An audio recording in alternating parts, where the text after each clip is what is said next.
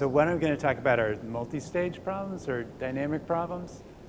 And I'll talk about their formulations and some of the things that are kind of challenges for formulating these problems.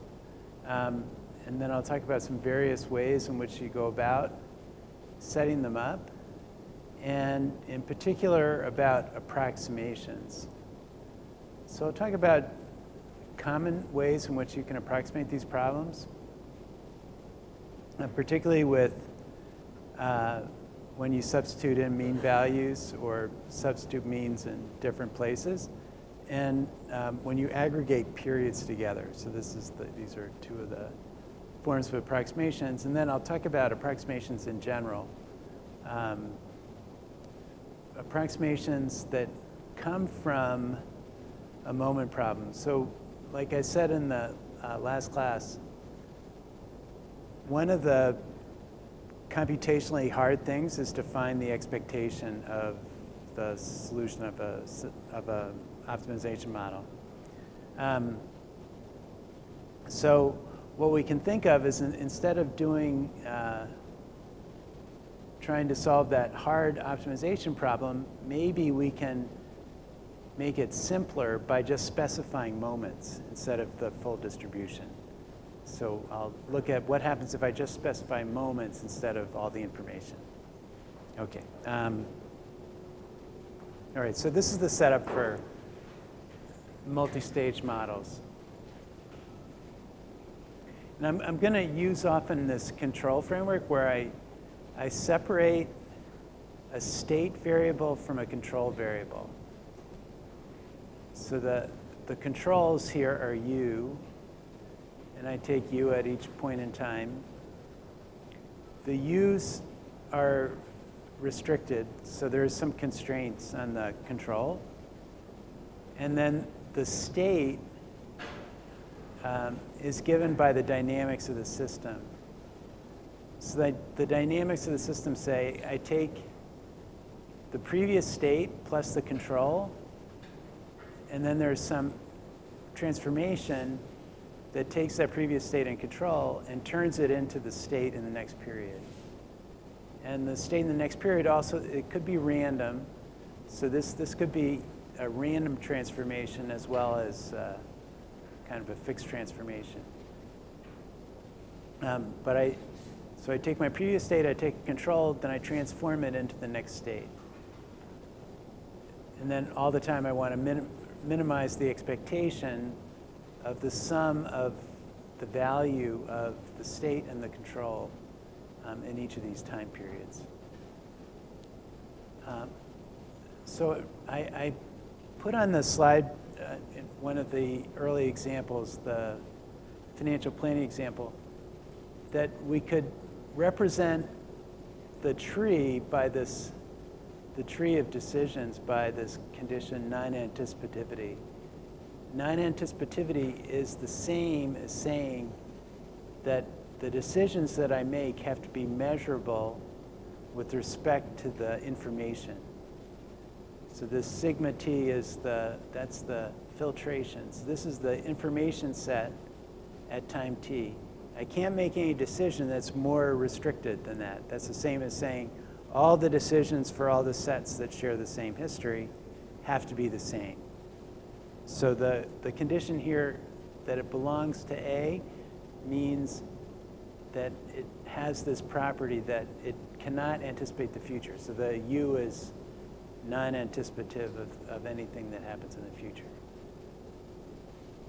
Now this set here, U, represents any other kind of constraint. So if there's any other constraint in the control, like I can't order, I can't produce more than whatever my capacity is, that would be in this U. So that's a control constraint.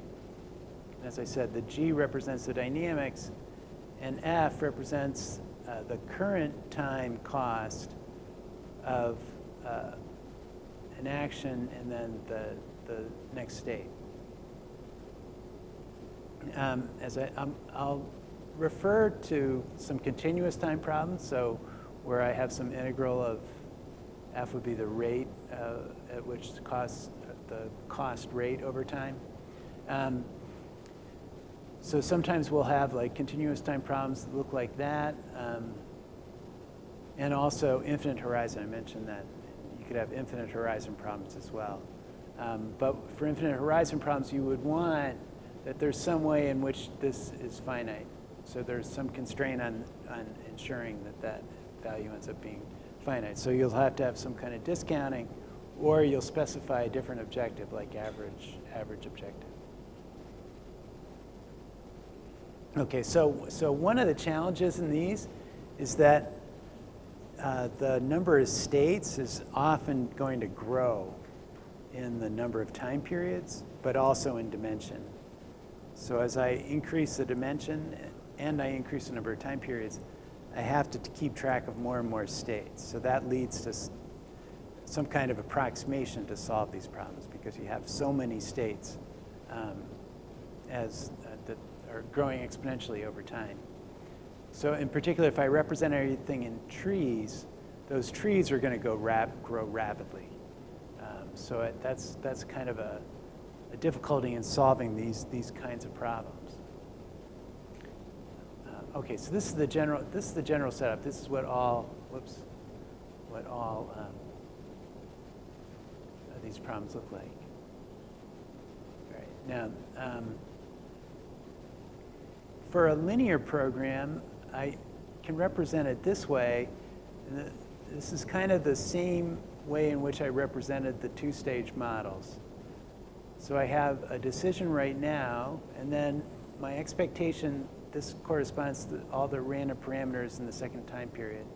I have expectation with respect to those, and then I'll minimize in that second time period, where omega is the random component again, that's driving the random variables.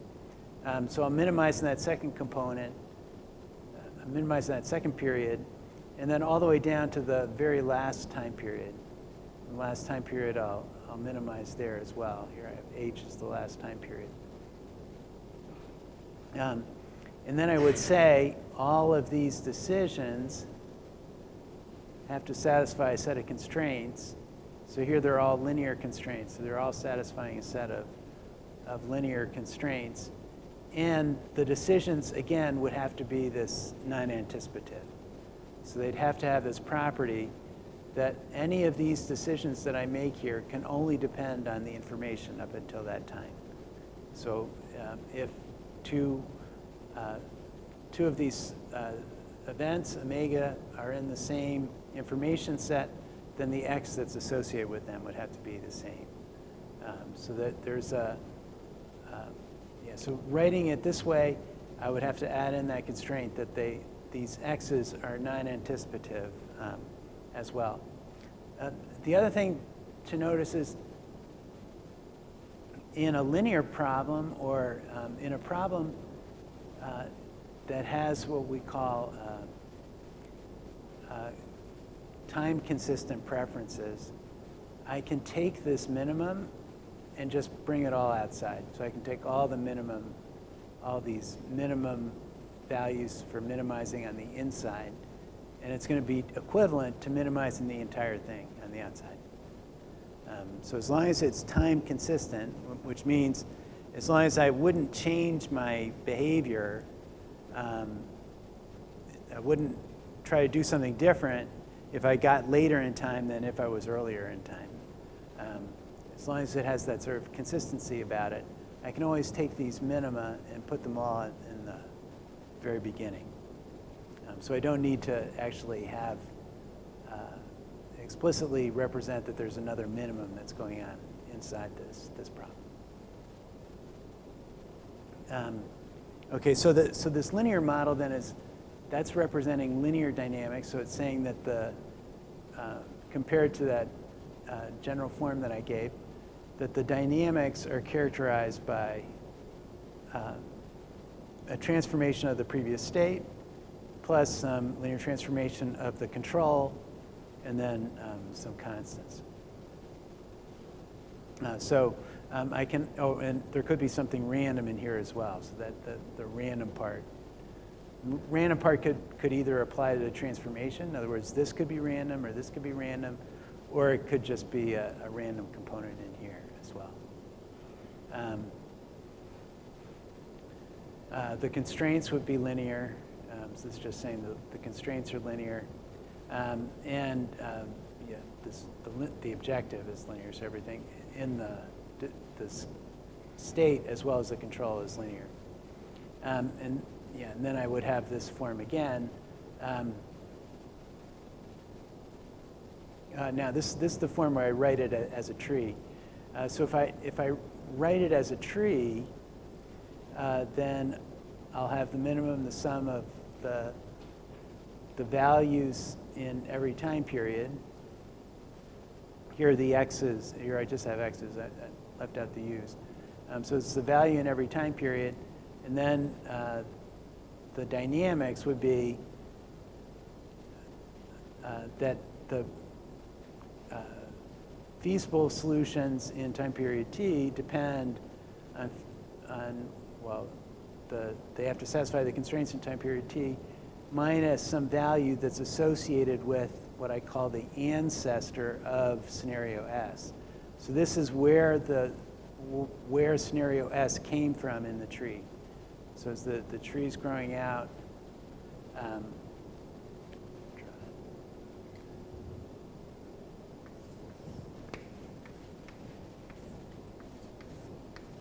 so if I label my scenarios S equals 1, 2, 3, and 4, then I would say, okay, for scenario S, A, the ancestor, and this is like scenario 1, scenario 2,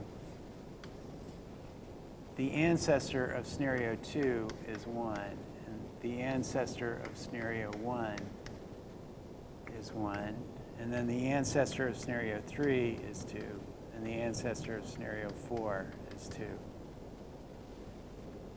Okay, so describing it in the tree, then I explicitly say, okay, xt is going to depend on like x2 here, the decisions that, let's say this is 0, 1, 2, or 1, 2, 3, I guess. Since I have it, t equals 1 to t. So the decisions at period 3 are going to be for 1, 2, 3, or 4 scenarios. So this is 1, 2, 3, or 4. And then they refer back from each of these scenarios to an ancestor that comes from the previous time period. And that's given here by this A of S. Okay, so I can write it out here. And if I have linear objective and linear dynamics, linear constraints in the controls, then I can write it in this form where it's a linear program. So the entire multi-stage dynamic program can be written as a single linear program. So with everything linear, all the dynamics are linear, objectives linear, it's a fully linear program, and then you can solve it as a linear program. Now, sometimes it's more efficient or better to solve it or to think about it in the Bellman equation. So in the Bellman equation, then you specify that in any state, you have a value function. So this is like the value to go. So there would be a value to go from this state to the end. So for each one of these states here, I would have a value B, this is period 2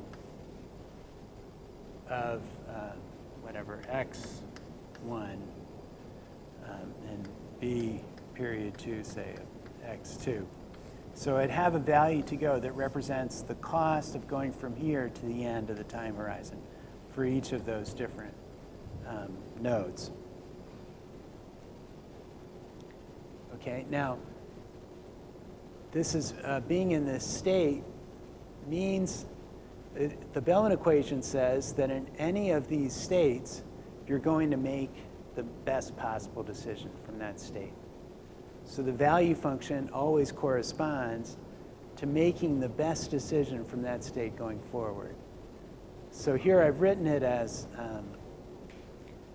a function q because this is kind of the principle that's used in Q learning. So if you studied Q learning, the Q that's in Q learning is that something that depends on both the state and the action or the control. So the value to go here is based on not only the state, but also the action. But I'm going to take the best possible action. So the Bellman equation says the value at any state is equal to minimizing over the set of possible actions the value of starting out in that state and taking that action and then continuing optimally from that point forward. So the value of starting in this state and taking this action and then optimizing from that point forward is going to be the value of the one state or the one-step cost or one-step objective function plus then the expected value of the value to go for whatever state you end up in the next time period. So it's the expected value of being in whatever state it is that you will get if I'm in state xt and then I take this action ut or this control ut. Now again, this xt plus 1, it's random. It's going to have some random components to it, but it's going to depend on the current state plus the control. Okay, and then that, if I minimize this, then I know the Bellman equation is just saying minimizing this is equal to the value function at every point in time. So I can define the value function at each node of this tree using this equation. Okay, now if you just use, you can just use the Bellman equation to solve these models. But often what that means is either you have to be able to solve this analytically, be able to say how I can find a u, and then how I can use that u to find an x for any x. So you'd have to be able to do this for any possible state x and solve this equation analytically in order to use the Bellman equation. Most of the time we can't solve it analytically. Instead, what we have to do is rely on discretizing the state space or doing some approximation.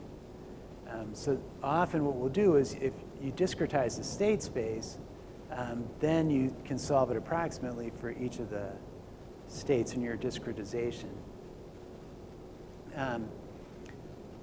However, there's still an optimization in here. Now, if everything is convex, then the optimization can be performed efficiently. So what we would like is that the value function is also convex in both the state and the control. If the value function is convex in those two things, then we can solve this efficiently. But again, we may have to enumerate these states or discretize these states. Now, in continuous time problems, we take the Bellman equation and we can create a set of, and we apply the Bellman equation basically for smaller and smaller changes in terms of time. So that is, I'm going to use u for less and less time, and so it's going to be like vt to vt plus a little bit of time, like a delta time period. And then I can look at, well, what happens if I go from vt to vt plus delta time period? And if I make that delta get smaller and smaller, I get what's called these Bellman-Hamilton-Jacobi equations, or BHB equations. And those can give me some structure, particularly if I don't have constraints. So if I don't have constraints on the actions or constraints on the state. So if there's no constraint on state or action, then I may be able to analytically solve these problems. And that's what we do generally in continuous time. So we'll look for solutions where there's no kind of additional conditions that have to be satisfied, any other constraints on states and actions. And then we can write down the equations, kind of the continuous time version of this equation, and then be able to solve that equation to get the results we'd like. Okay. All right. So how can we be able to address this issue of So the fact that you may have to discretize means if the dimension of x increases, then you get sort of this exponential increase in the number of states you have to keep track of. And that's called the curse of dimensionality. So often if you have to discretize and face this curse of dimensionality,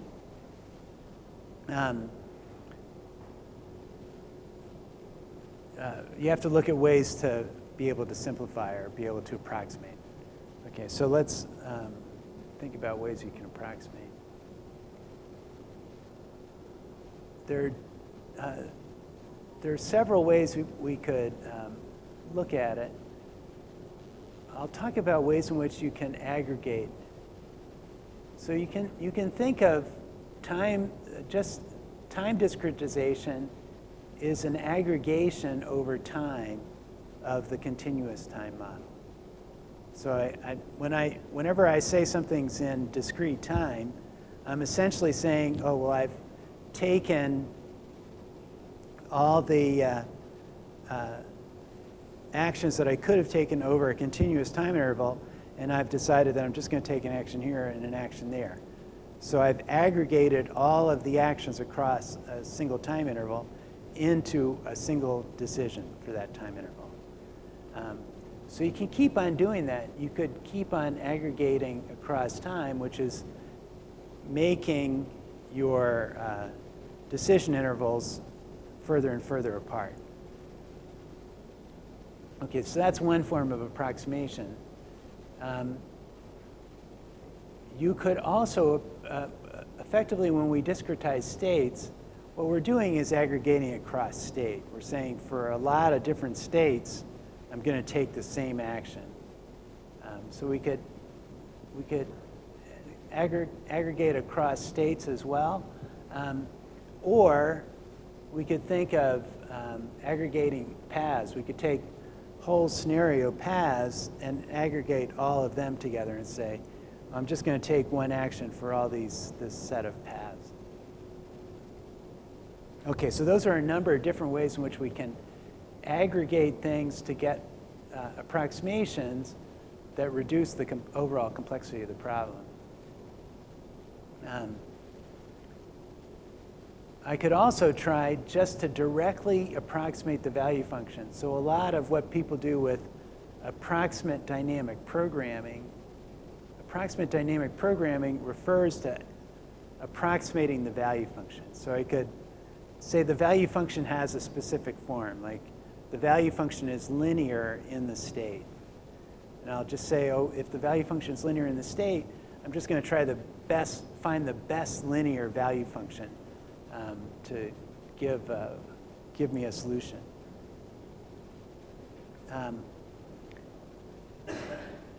Another way to come up with an approximation is to restrict the set of actions. So I could restrict the set of actions by saying, oh, I can only have some linear, let's say linear, controls have to be linear functions of the state. So I'll say, instead of allowing any kind of control, I'll say the only controls that I allow are linear functions of the state. And then now I have a way in which I relate the state to the controls. And now I can just optimize over what the parameters are for the linear function. And that might give me an analytical kind of solution, at least, but an analytical solution to an approximation. I could also relax the constraints, or that's another way to say I dualize the model. So you can relax the constraints, and by relaxing the constraints, actually, you'll get a number of, you could get other kinds of solutions. So if it's a maximization problem, if I relax the constraints, I'll get an even higher value. So I'll get an upper bound. So I may try relaxing constraints to get an upper bound, and maybe I restrict the policy, that gives me a lower bound. So I'll be able to get an upper bound, say, with relaxation, and then a lower bound with restriction. And then now I have an error bound. So I can get error bounds by combining restriction, where I have fewer choices than I would have in reality, but where I can solve maybe analytically, or relaxation, where I have more choices than I have in reality, and again, where it may be possible to solve it analytically, because I can find an optimal solution if I knew something, like if I knew the future. So relaxation could be relaxing the information, allowing yourself to know something about the future that you wouldn't be able to know in reality, but you can put it in to find an upper bound. Okay, now I'll talk about some Monte Carlo methods in one of the later sessions. But we can use Monte Carlo methods in, across these trees, in which I sort of randomly choose, I randomly choose where I go from one state to another, or one stage to another, and I try to make choices that continue to improve the model. And then I build a Markov chain, and what we would like in the Markov chain is that the stationary distribution of the Markov chain corresponds to an optimal solution. So we can build Monte Carlo models that do that as well. Okay, so what I'll do is I'll go through the Bellman equation for the continuous time model and then just show you an example of solving the Bellman equation. Okay, so what I had before was, I said the value function at any point in time is minimizing over u. The value now, if I take action u, plus the expected value if I end up in a future state. And what I've said here is that the value function I put in the future is some small time period, delta, away from where I am right now. So I'm going to have the expected value of getting into this state, or having this value v at the next time period, t plus delta, and ending up in the state x of t plus delta. Okay, now, what I'm going to do is to represent this v t plus delta by essentially a first order approximation. Or I'm going to use a first order approximation in terms of delta. So I'm just essentially like doing a Taylor series expansion on v with respect to x, with respect to t, and with respect to x. So v depends on both t and x. T kind of implicitly through here, but it also depends on x. Okay, now, depending on how x changes, if x may change somewhat more slowly than how time changes. So if x is kind of changing somewhat more slowly than time, it could be that changes in x are going to be, the second order of changes in x are also going to act as if they're order of the change in time. So I may have to keep track of the second order changes in x. For example, if I have Brownian motion, since Brownian motion is like variance is proportional to time, so the square root of variance is proportional to the square root of time. Which means I have to keep track of the second order moment, or the second order derivative with respect to x, to keep things of order delta. Okay, so what we're going to do is we're going to approximate this. So we'll take this v at t plus delta evaluated at x, and then do a Taylor series approximation around vt at xt. So we're going to take vt of xt, and now what would be the Taylor series way to represent this? Well, I'll take the derivative with respect to t, and then what's the change in t? The change in t is delta, that's delta times t. So I've changed t by delta. This is delta of t. And now I take the derivative with respect to x, and then this is the change in x. So this is how much x has changed. This is how much t has changed. This is how much x has changed. And now, as I said, I may have terms that are order delta, even though they're like order delta x squared. So I'm going to take the second derivative with respect to x. So this is the second derivative of v with respect to x. And then multiply it by the change in x squared. And well, this is a half for the Taylor series. Okay, and then as I said, well, I know that everything that's the second derivative of t is by definition going to be order delta t squared. So, so I don't need the second order term for the t because it's already order delta t squared. Okay, so now I have something that's all the terms that might be order delta. And the reason for doing this in x is because if I have something like Brownian motion that's driving the change in x, or driving at least the uncertainty up here, then Brownian motion is going to be ordered delta t for the second derivatives with respect to x. So in other words, delta x squared is going to be order t. It's like the variance is order t, order delta t. Okay, so so in order to just have the order delta t terms, I do it like this. Okay, now so basically this part's going to go away, but I'm going to keep track of this. So I substitute this into this equation,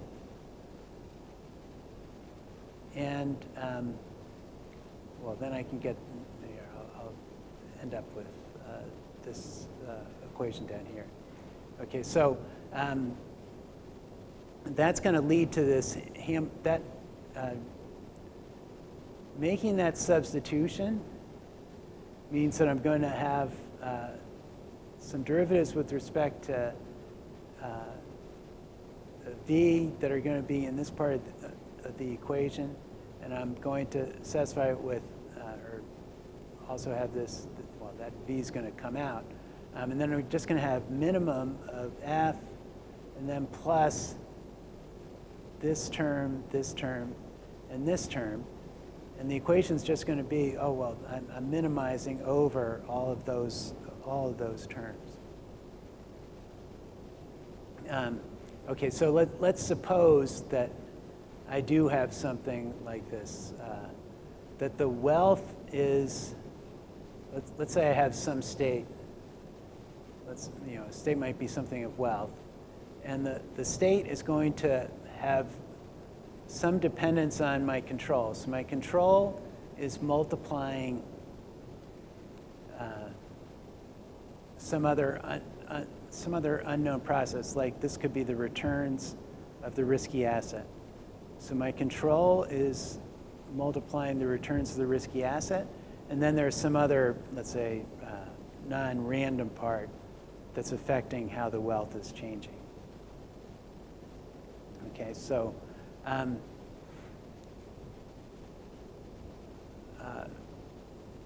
what I might assume then is I can rewrite what this process is as a combination of, let's say, some kind of Brownian motions. So this would be one kind of Brownian motion that has to do with the control, and then maybe there's another part of the Brownian motion that's separate from the control, something that's independent of the control. That's just, it's kind of random noise that's affecting it. And then the U also has an effect on a drift. This would be something that's changing. It's like, I guess the Y's here are being represented here with the uniform part, and then the U part is being represented in here. Okay, so there's going to be some drift associated with my control, and then some drift that's independent of that control. and then these two, let's say these two Brownian motions. Okay, now if I substitute that back into what I had on that previous, I said what I wanted from that previous equation, right, what I would get is the v's are going to cancel out, and then I'll have 0 is equal minimum of this f plus these terms here. Okay, so 0 is going to be equal, and there's actually no f in this problem. So that went away. And I just have minimum over u of the derivative with respect to v. And now this is the first part. This is the first part of the derivative with respect to x that goes with v of x. And then everything else is the derivative that goes with respect to the second derivative of v with respect to x. It comes from this the second part of this term. Okay, so this is the equation that effectively the v has to solve. So we have an equation. This is like an equation or a set of equations that has to be solved at every point in time with respect to u. But now what I can do is to solve and say, well, what is the u at each point in time that's going to optimize this? So I can analytically say what u is going to optimize it just by finding the first order solution to this equation. Okay, yeah. So solving the continuous time model corresponds to solving this equation here with respect to u, which is just taking the first order derivatives, just taking the derivative with respect to u and setting it equal to 0, and then I'll have an equation that must be satisfied by v. And I can start with v at the very last time period and then just solve that equation backwards in time. Okay, so this is I'll show this solution for the Merton portfolio problem. So Merton and Samuelson actually, they both worked on these portfolio problems at the same time. So this is a problem where I'm investing in an asset, or set of assets, risky assets, as well as maybe some bond. And I get utility over time, and then I get utility of final wealth at the end of the time horizon, like my financial planning example. And I may be consuming. So I have like consumption, how much I consume over time, and then how much wealth I protect for the end of the time horizon. So Samuelson wrote a paper about the discrete time. Merton wrote a paper about the continuous time. So I'll show I can use that continuous time model to solve for the solution of this optimal portfolio in continuous time. Now this is an optimal portfolio without constraints. So the Merton portfolio requires that there are no constraints. I have to keep the constraints out because all I want to do is to solve that equation, just solve essentially that differential equation. Okay, so the states are the wealth at any point in time.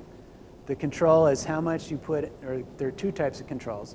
So one is how much you put in the risky assets, and the other is your consumption. And then there's a value function at every point in time. Okay, so this is, I had minimization before. This is maximization. So this is the Bellman equation. It's maximized over the set of controls. And then now this is my f. This one does have an f in it. So this is my f at any point in time. That's from consumption. So if I'm consuming, this is what I would get continuously in time. And then here are those derivatives. This is the derivative with respect to t times delta t, derivative with respect to x times delta x, then second derivative with respect to x, 1/2 second derivative with respect to x, times delta x squared. So just the terms that are order delta t in terms of delta x. Okay, so now to solve this equation, I want to take the first order condition. So what's the derivative with respect to c? Derivative with respect to c is this, e to the minus r u prime of c. And then c just ends up here. That's the only other place we see it. So this is telling me, okay, so I know right away the derivative of the value function with respect to x is e to the minus rt times the first derivative of the utility function for consumption. So I know right away that that value function has to satisfy that over time. And then I take the derivative with respect to u. It's not in here, not in there. It's in this equation, and it's in here. Okay, so this is the derivative with respect to u. And from this, I get a value that I get a value of u, which is going to be, you can sort of see it here, mu minus r, well, you kind of see in terms of derivatives here, mu minus r over sigma squared x, and then times these, change those derivatives. All right, now the other thing is I have v. This is v at the very end of the time horizon. All right, so now I know something about v. So that's going to tell me something about this first condition here.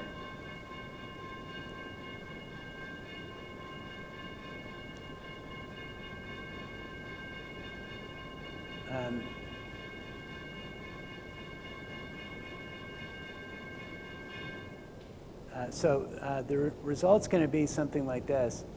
If I look at the derivative with respect to v is going to have some, this would be like the price of the assets.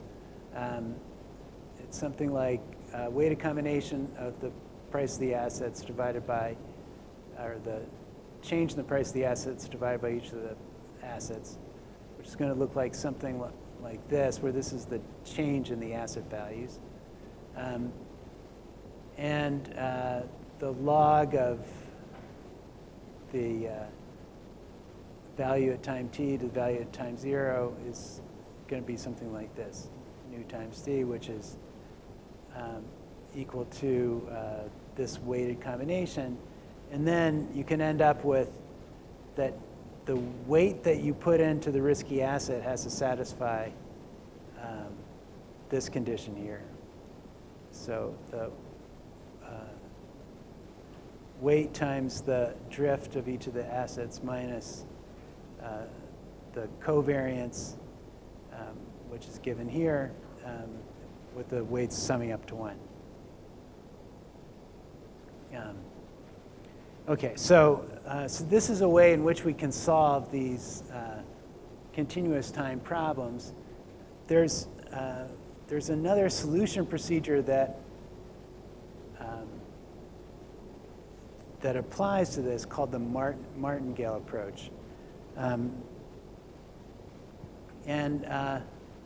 martingale approach, it kind of takes a different view, and it says, well, I can convert everything. If it's a complete market, I can convert everything to a risk-neutral process.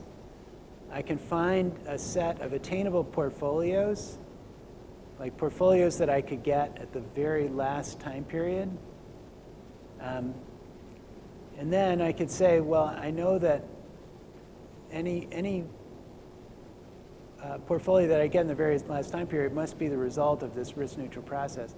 So I can describe all the possible portfolios at the very end.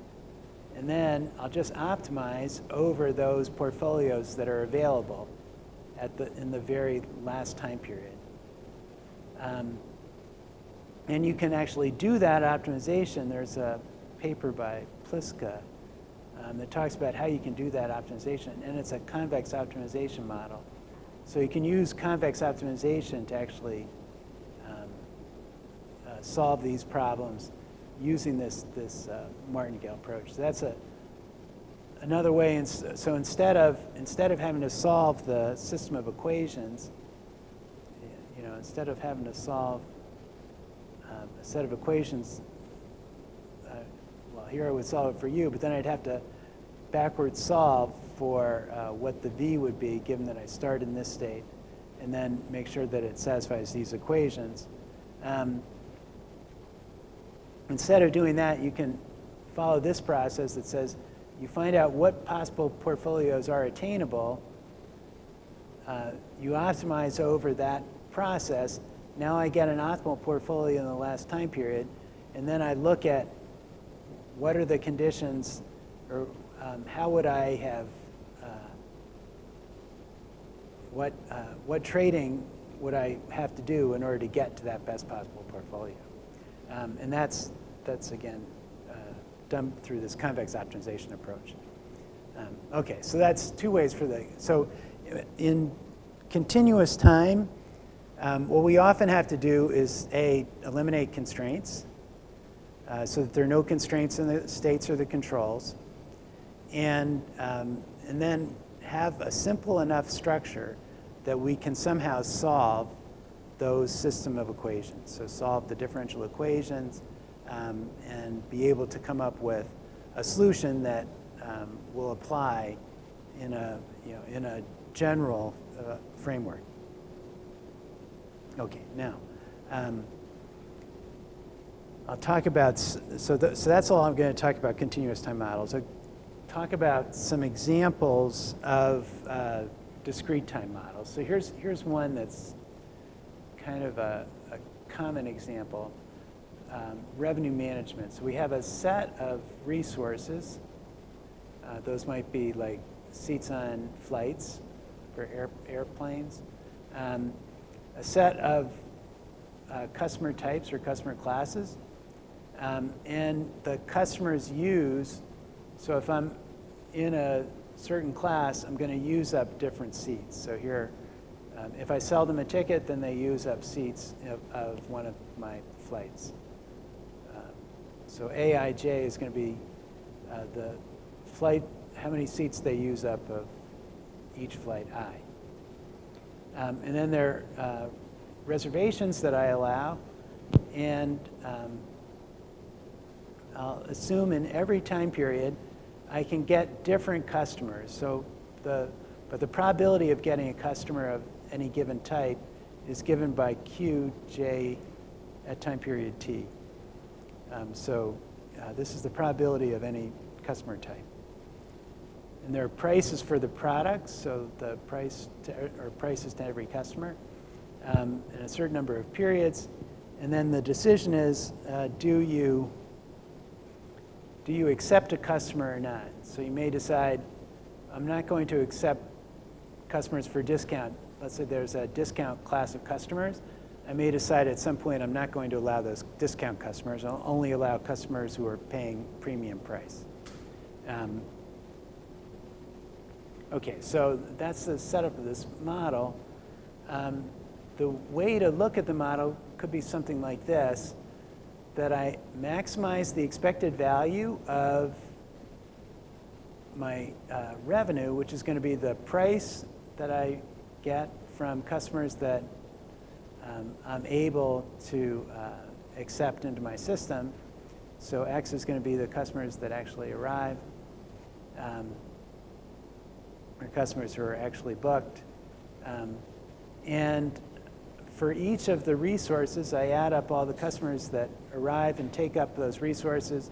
This is how much of the resource they consume. I add them up over time, and I make sure that the total amount is less than the total amount I started with minus however many reservations I've already accepted. Okay, so that gives me a constraint that that has to be satisfied, and then I maximize the expected value over time. And my decision is, do I accept or not? Or I could say I randomly accept, so it could be between 0 and 1. So you can express this in a dynamic programming framework as well, where your state is, over time, is how many reservations have you taken at each point in time. So this R is keeping track of how many reservations you've accepted over time. And so again, I could get this down to something that's close to continuous, but here I'm saying there are discrete time periods where I can make these observations. So I'd have a state that is how many reservations have been accepted, and at each point in time I'm maximizing to make sure I stay feasible, and then I have the probability that I get a customer from a given class, and then the value that I would be in that next state. So if I accept that customer, then I've got one more reservation of a given class. So I'll accept them and put them into update my state, and then either I get to that state in the next time period, or if I didn't have any arrival, no customers came in, I'll be in the next time period and I'll be in the same reservation state.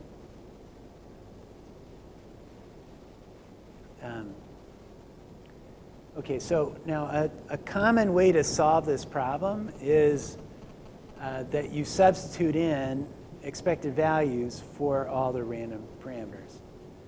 So you basically use the mean demand as a constraint, and then you resolve the problem in every time period.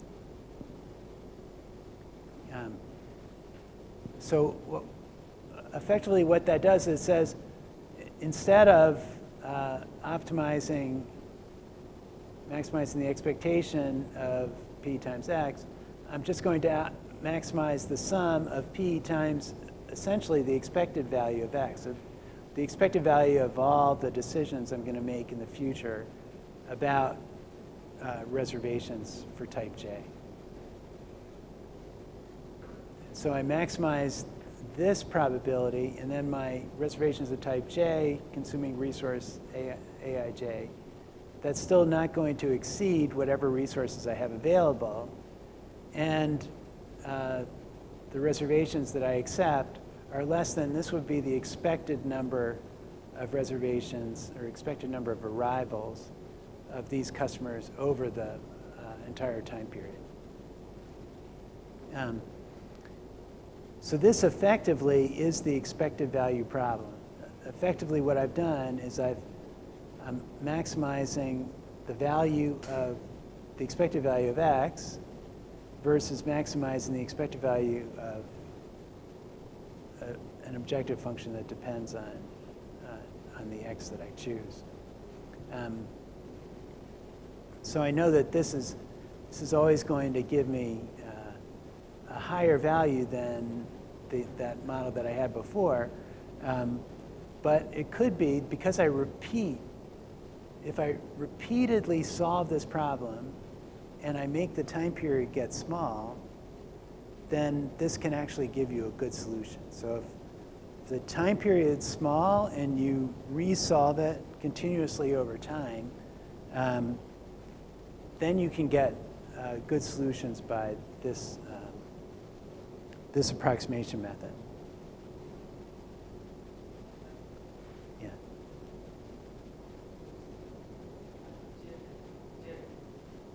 What is what?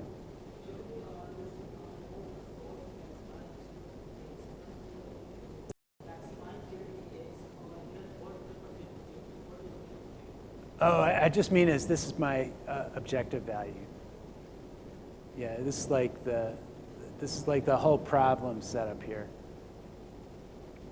This is like z of x here. This is z of e of x.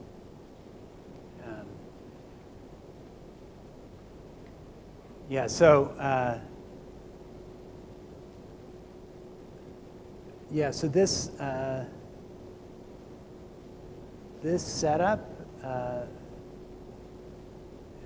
effectively what I've done, I'm saying z is the value of this problem in here, p of x subject to these constraints, where the constraints now are on the expectation of x. Everything is on the expectation of x.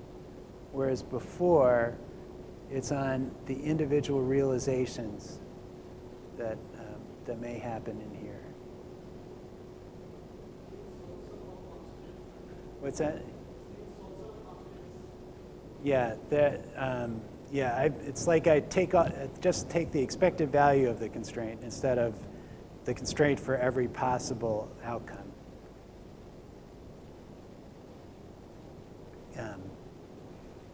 Okay, so that you can think of it this way, that the problem I had before, like when I'm saying z is inside and I take the expectation on the outside, that's like this constraint here. It's like I'm just taking this part subject to these constraints for a given realization of what the random arrival pattern might be.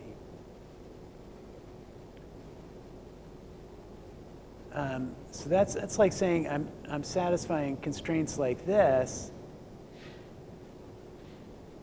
but instead I'm using, or I'm satisfying a constraint like this. Well, certainly that's going to, if this is true almost surely, then it's true certainly for the expected value.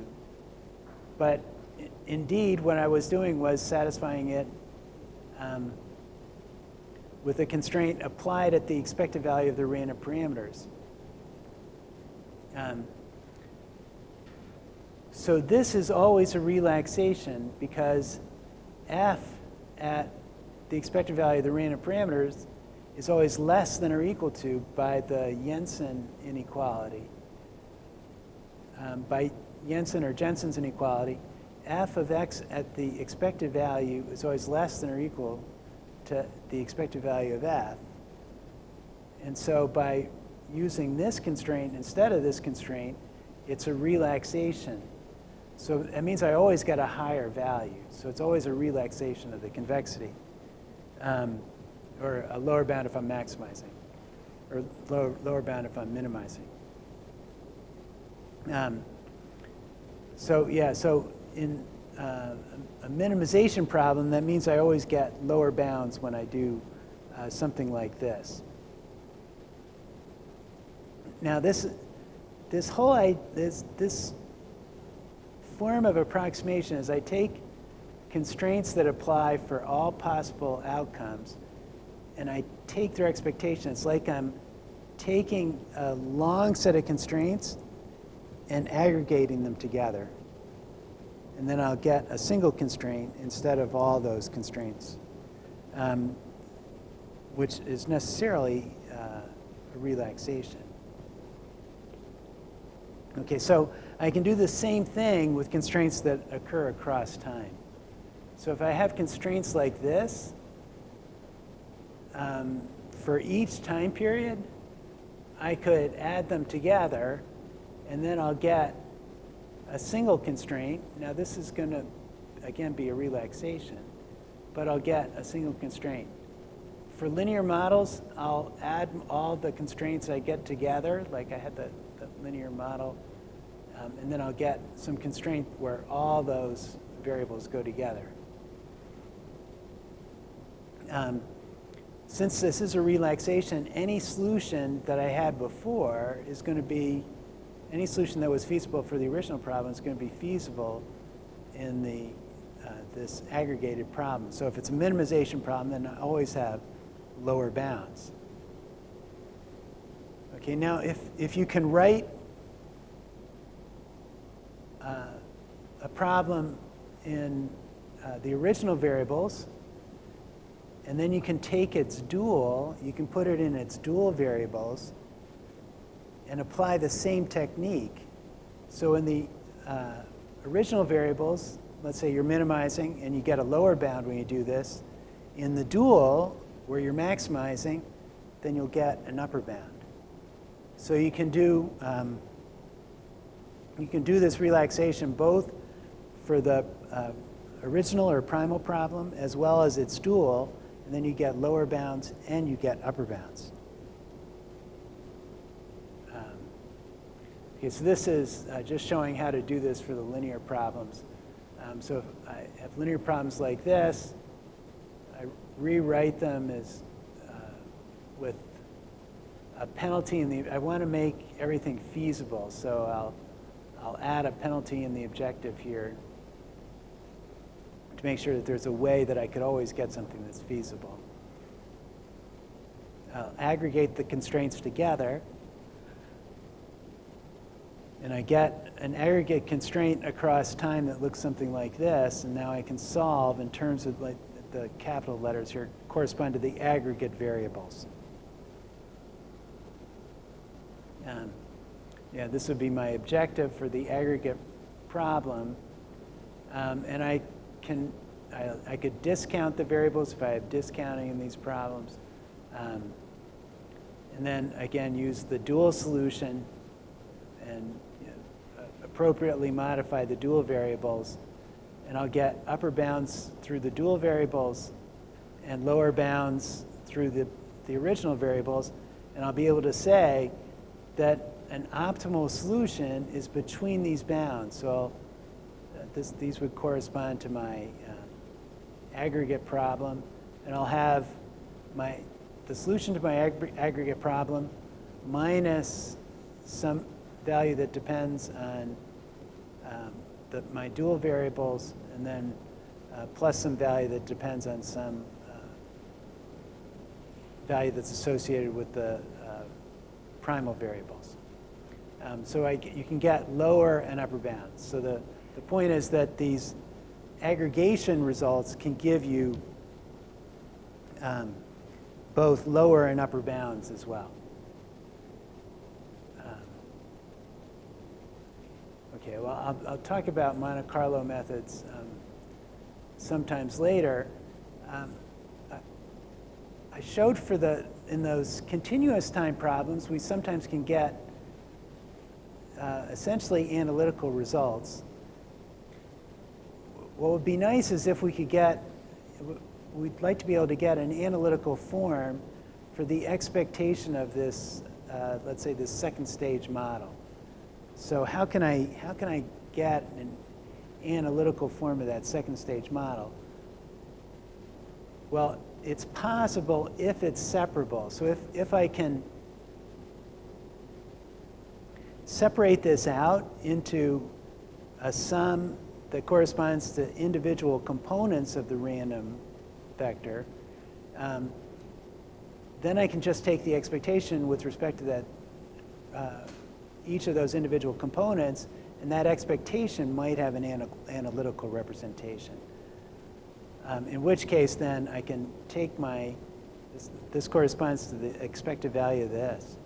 I can take that expected value problem and write it out as the sum of expected values with respect to each of these components. That's, in stochastic programs, the form in which we might be able to do this is called simple recourse, which was like in that very first problem, the farmer problem that I had. In each of those crops, it only depended on the value of essentially this is the value that you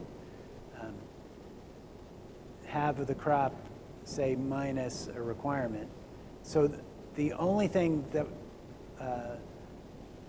that affected how much you had to buy or sell was the amount of the crop minus the amount that was required.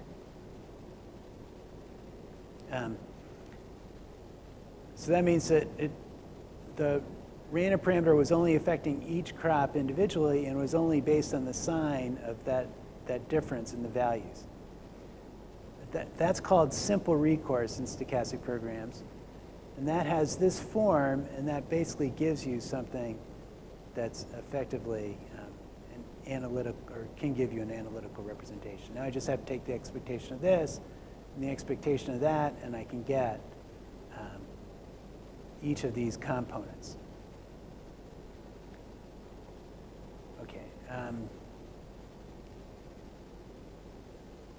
Now, there are other cases in which we might be able, so in this case, I have just a single variable. So if I knew that Q had certain properties, like suppose I know that it's quadratic. So if I know that it's quadratic, I might be able to represent it with a simple formula. And those simple formulas are these quadrature formulas.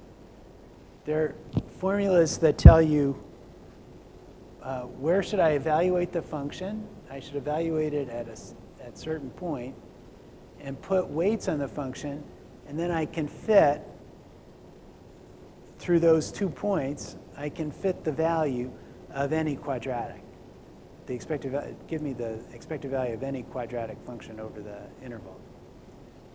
So I can find the expected value of any quadratic over the interval just by putting weights on these 2 points and matching the mean and the variance. So if I match the mean and the variance by putting weights in these 2 points, I can fit any quadratic function. So you can use these quadrature formulas to be able to fit polynomial functions up to a given order. And then now you just have a polynomial, you have an analytical representation. So now you have an analytical way to represent your recourse function. So particularly in these cases where I can split things up, where I can separate them out by individual components, then you should have an analytical way in which you can represent anything that would be polynomial up to a certain order. Okay, now that all applies if I can do things that split the variable. I essentially split the variable up or split the vector up into individual components. To do this in general, I need to come up with some other kinds of bounds. And what I'm going to do is to apply bounds based on splitting up the support of the random vector into different regions, and then applying some kind of bound in each of the different regions. So within each region, I just need its conditional expectation. So what's the expectation of the random variable over each region? And then the probability of the regions. And I'm going to use having the conditional expectation and the probability over the region to construct bounds that as I partition the region up more and more, these bounds are going to get tighter and tighter. The basic principle is, again, to use this Jensen or Jensen inequality. That if I'm evaluating any kind of function, if I take the expectation of that function with respect to c, which is not shown here, but if I take the expectation of that with respect to c, because it's a convex function, it's supported below by a linear function, and therefore the linear function, if I take its conditional expectation with respect to c, is always going to give me a lower bound. If I do that on each of these intervals, each of these regions, I'm always going to have a lower bound. So by splitting it up into these different regions, each of them has this L, probability L, and then applying at the or evaluating the function at the conditional expectation with respect to each of those regions, I get an overall lower bound on the expectation of the function.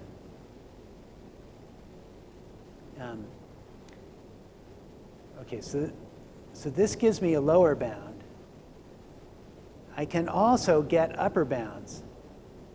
And the upper bound also comes from convexity. And effectively, like if the bottom part here is the function I'm trying to approximate, and it's convex, I can take its value at one extreme point and its value at another extreme point and combine them, match them at the mean, and that's always going to give me an upper bound on the convex function. So the combination of values at the endpoints, taking a combination that matches the mean, always gives me an upper bound. The combination that matches the mean is like this. If I take the value of the mean minus one of the endpoints divided by the range, this would be like one endpoint to the other endpoint, evaluate the function at those endpoints, sum over the endpoints, that gives me an upper bound. So we can get upper bounds by taking the values at the extreme points of each of the regions. So I can take values at the extreme points plus the values at the mean and get upper bounds and lower bounds. And again, use those to approximate the value functions. Okay, as I said, apply it on these partitions. You can think of these as like the midpoint. These are like the midpoint or trapezoid approximations for integration. So they're like different ways to do integrals. And I said that those quadrature rules I could apply to any polynomial, but often we don't have polynomials because there's some area where it's non-differentiable. And non-differentiable means that there might not be any polynomial construction. So although general quadrature can give us something analytical, it can't match all polynomials because of non-differentiability. Okay. Now there's a sort of general way to look at these bounds and to think of them as using the information that you have available. So I'm trying to evaluate the expectation of this function of x and the random variables. I don't know too much about the random variables, but I may know their means, and I may know standard deviations, I may know correlations.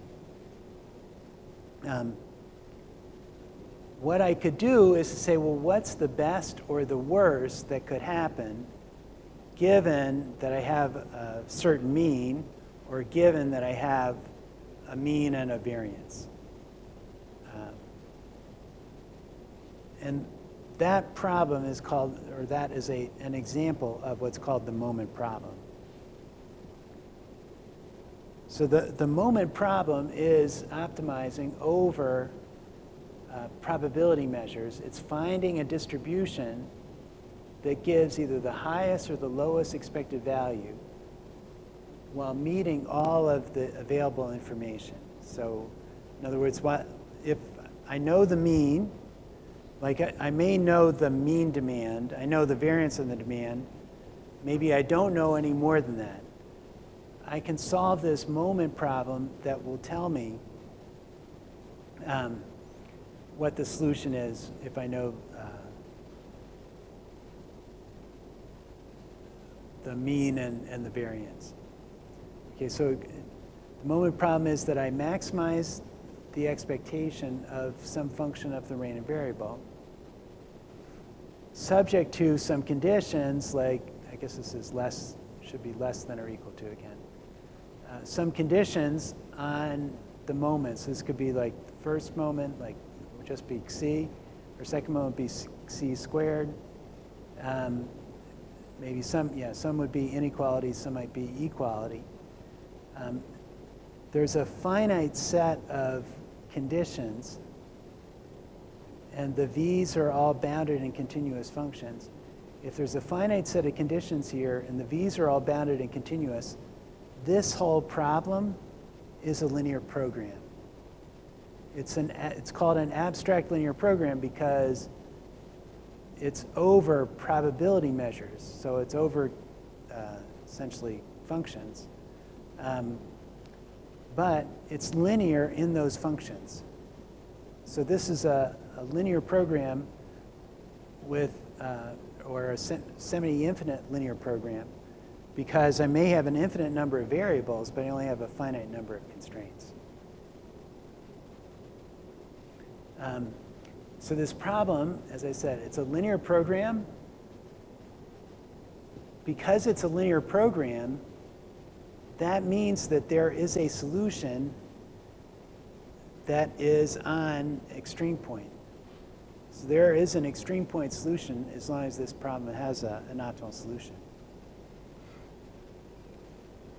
Because there were only m constraints plus 1 for probability that they sum to 1, there are only m plus 1 constraints. So a basic solution, because it's a linear program, even though it's a linear program with an infinite number of variables, I know that the basic variables are only m plus 1. So even though it has an infinite number of variables, it's an infinite dimensional problem, I know that there's only m plus 1 of them that actually are non-zero for a solution to this model. So I reduce an infinite dimensional problem down to one that's just m plus 1 variables. And yeah, I'll mention more about the Neyman-Pearson lemma later. But that means I've got, so I know that there's a solution, there's a finite dimensional, in fact I even know how many variables, or how many non-zero variables are going to be in it. So I'm able to reduce it down to a finite number of solutions. Now how can I do that? I can apply this method which is known as generalized linear programming. So generalized linear programming is I set up a problem and I guess a solution. So I can start with any solution that satisfies the constraints. So as long as like I meet the mean and the variance constraint, I'll have a solution. So in other words, I'll put in a set of points. So CL here corresponds to a set of points. And I'll solve for what's the probability that I would assign to those points that satisfies all of my inequality constraints and all of my equality constraints and minimizes the expectation over these points, minimizes the expectation of that g function. Okay, so then I solve that problem, I maximize this, say, to get this upper bound. And then I get a set of dual variables that are associated with it. So let's say a sigma that's attached to the sum of the probabilities equals 1, and then pi's that are attached to each of these constraints. Now what I can do is to take those sigma and pi's and do the linear programming step of finding a reduced cost. So I'm solving this infinite dimensional problem by just generating finite numbers one at a time. So the reduced cost equation is like I want to maximize the reduced cost. The reduced cost is going to be the value g that goes in the objective, and then minus the dual variable associated with the first constraint, and then minus the dual variables associated with the other constraints times the other constraints. So I solve this, and that gives me a new point. Then if this new point is going to be positive, this would be a new point that now becomes a candidate to enter the basis of the linear program. So then I'll add this point into my linear program, resolve linear program, and then solve this problem again. What this generalized programming does is it creates an algorithm that's guaranteed to converge to an optimal solution. And it can converge often in finite time, so you can solve an infinite dimensional problem in a finite number of steps. So even though it's an infinite dimensional problem, you can solve it in a finite number of steps. The only trick, or the only sort of issue here is if you have something like third moments, then this might turn into be non-convex. Or if the sign of this is different, it's not positive, or yeah, if the sign of this is not positive when I'm maximizing, and this is square, then it might not be convex. So it requires a convex subproblem to be able to show that it's efficient, but it allows you, it's a way to solve infinite dimensional problems. Okay, so this is a general procedure that can achieve an optimal distribution that can give you a bound in these problems. It involves iterations of linear and nonlinear optimization. So you're sort of combining nonlinear optimization. This would be the nonlinear optimization. And then linear optimization to solve the master problem. Yeah, as I said, sometimes this may not be convex, and that may make your subproblem hard. But normally the subproblem, if this is positive and this is a square, then the subproblem is actually not that hard to solve. Okay. All right. So these are the points from this this set.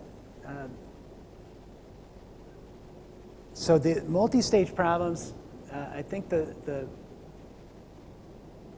one good way to think about them is that you can always describe them in terms of a state and a set of controls. So it's often good to think about these problems as, how can I write them in terms of a state and a set of controls? So from a modeling perspective, for multi-stage problems, you often want to be able to make this description, state and set of controls. If you can relax constraints, then you can often get these continuous time representations. And the continuous time representations can give you analytical solutions. So that's the value of those. So if I can write down those equations, the Bellman-Hamilton-Jacobi equations, then you can get a representation that allows you to come up with an analytical solution. When we don't have analytical solutions, then we have to do some kind of approximations. We can make approximations based on the mean values, based on replacing things with mean values. Often those are going to give you bounds. You can create more approximations by aggregating across time periods, and those also can give you bounds, both upper and lower bounds. Both these can give you upper and lower bounds, in particular because you can take a problem and then solve its dual and get bounds in both the primal and the dual. The bounds can be generalized to using partitions of the random vectors. So I don't just have to take the mean, but I can partition into different regions where I take the means over those different regions, and I still get bounds. So partitioning allows me to still have bounds on the solutions. And I can even put in additional restrictions like matching second moments. And matching second moments allows me to get tighter bounds. I get tighter bounds at the expense of maybe solving this moment problem, which is an infinite dimensional problem, but you can solve those moment problems even though they're infinite dimensional by using that generalized programming approach. And it's just using nonlinear optimization in the subproblems that allows you then to solve them. Okay, I think, so next time, so I talked here about using duality. What I'll do in the next lecture is to talk about how you get duals and how you optimize how you get optimality conditions from the dual and how you can construct the dual for these stochastic programs. And well, one thing I'll highlight is duals of stochastic programs have a nature that's different from other, or at least finite dimensional linear programs. Yes? Uh-huh.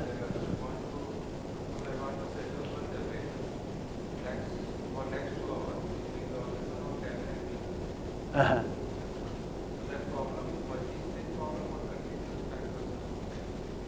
So which is the problem? It's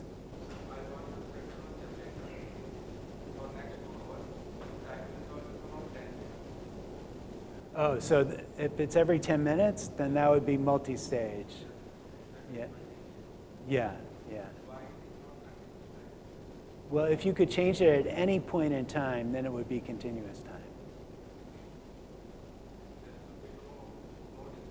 Yeah, yeah, as long as it's not discrete. Yeah, so it's continuous if you could change it at any point in time. So not just at those discrete time intervals. If you just have it discrete time intervals, then it would just be the multi-stage and not continuous time. Yeah. Yeah. Uh-huh. Oh, what kind of problem?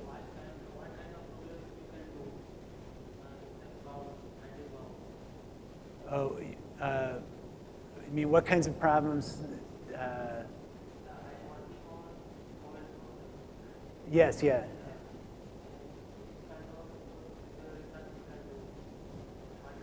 Oh, for moment problems, you can solve where you have both the first and second moments.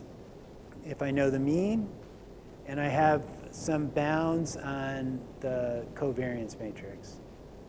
So the bounds in the covariance matrix have to be things like it's semi-definite, positive semi-definite, and maybe parameters are within some range.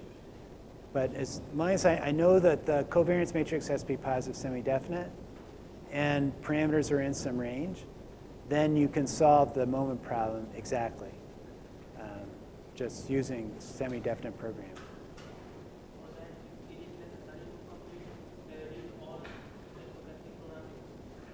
Is it necessary to?